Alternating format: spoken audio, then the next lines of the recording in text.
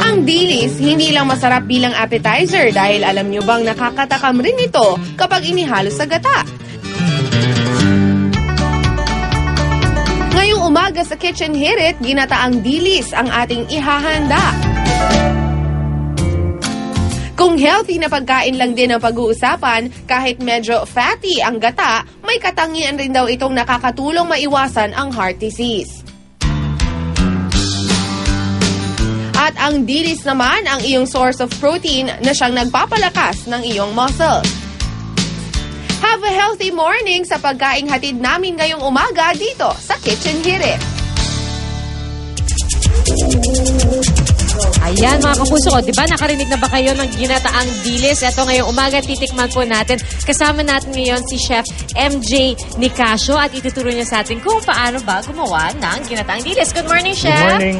Good morning. Nako, Chef, kanina pa namin pinapapak ni Rhea itong ginataang dilis at napakasarap niya. So, kailangan natin i-share sa ating mga kapuso. Paano ba ito ginagawa, Chef? Super bilis lang. Actually, yung dilis, tatanggalan lang natin ng buto. Okay. Tapos, ibabalot natin sa dahon ng saging. Okay. Madali lang ba tanggalan ng buto yung dilis?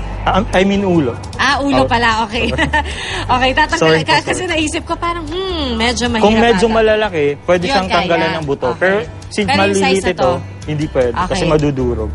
Okay. So, ibabalot lang natin. ng ulo. Mga ilan siguro ang pwede nating ibalot sa isang Siguro dahon? mga 10. Mga 10 kaya. So, depende na rin sa dahon na gagamitin nyo. Sabi nyo, Chef, kanina pati dahon ng mangga, pwede rin gamitin. Pwede rin gamitin. Okay. Tapos, ayan, simple lang. Hindi nakabalot na natin kailangan itali. Apo. Okay. Tapos sa isang pan, lalagay lang natin yung gata. Okay. Wow. Talagang ginata natin yan. No? Pinipiga, di ba yung gata? Opo. Para makuha. Tapos yung bawang, tsaka sibuyas. Mga gano'ng karaming gata yan, Chef? Depende ba sa itong inyo? mga 1 cup. 1 cup. For okay. 5 pieces na dilis. dahon. Opo. Okay. Tapos yung kamatis, tsaka luya. Lahat ng pampalasa. Okay. So ihuhuli natin yung isda mamaya. Asin. Okay. So Tapos asin. Okay. Wow, parang simpleng-simple lang ito, Chef, ha? Tapos konting suka, pang tanggal ng langsa. Okay. Mga gano'ng karami yan? 2 tablespoon. 2 tablespoons. Okay. Opo. At hahaluin lang yan, Haluin Chef? lang. Okay.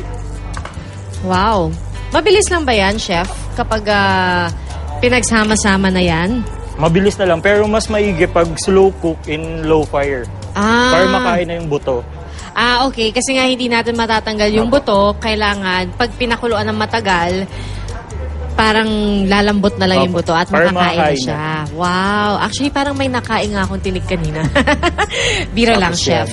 Ayan. Okay. Tapos, so, mga... Papakulo lang natin siya mga at least 5 minutes. Wow, 5 minutes lang. Okay. Tapos, paano mo malalaman na luto na yung isda? Basta pag binuksan mo, makikita mo na lang. Mag-iibang kulay na yung dahon. niya. Maluluto na din yung dahon. So, anong itsura niya, Chef, kapag luto na? Kanina may prepare na ako.